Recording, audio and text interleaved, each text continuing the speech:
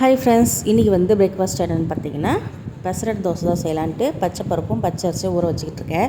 இது வந்து நான் லூஸில் வாங்கின பருப்பு, அதனால் இது சரியாக ஊரில் பாக்கெட்டில் வாங்குவேன். கொஞ்சம் பெருசாக இருக்கும், அதனால் நல்லா ஊறி பதுன்னு வந்துடும். அது 1 hour 1.5 hours வந்து ஊறிடும். இது வந்து நான் 3 மணி நேரத்துக்கு மேலே ஊற வச்சிட்டேன், சரியாகவே ஊறலை.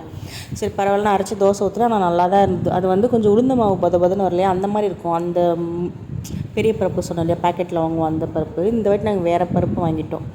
அது வந்து சரியாக ஊற மாட்டேங்குது. கொஞ்சம் முன்னாடியே ஊற வச்சிடும் போல, நைட்டே ஊற வச்சுருந்தா கரெக்டாக இருந்திருக்கும் போல். மதியம் லஞ்சுக்கு வந்து பார்த்திங்கன்னா பூண்டும் சின்ன வெங்காயம் போட்டு ஒரு வெந்தய குழம்பு நல்லா திக்காக வச்சுட்டு அதுக்கப்புறம் வச்சு சாப்பிட்டோம். இன்றைக்கி ஈவினிங் போல் அம்மா வந்து சனி பிரதோஷம் கோயிலுக்கு ஒரு அம்மான்னு கூப்பிட்டாங்க. நான் வந்து இட்லிக்கு வேறு ஊற வச்சுட்டு இருந்தேன். அதில் மாவு அரைக்கணும், பாத்திரம் விளக்கணும், வேலை இருந்ததுன்னு அம்மாக்கிட்ட வரலன்னு பசங்களை அதை அமுச்சு விட்டுருந்தாங்க. அதனால் கௌஷின் சபரி ரெடி பண்ணி அமுச்சு விட்டுட்டு பாத்திரம்லாம் தேய்ச்சிட்டு ஒரு பக்கம் வந்து மாவு போட்டு கிரைண்டரில் மாவும் அரைச்சி முடிச்சுட்டு சாமி கும்பிட்டுட்டு உட்காந்துருக்கேன். என் ஹஸ்பண்ட் அதுக்குள்ளேயே டீ போடு அப்படின்னு கூப்பிட்டார். பாய்.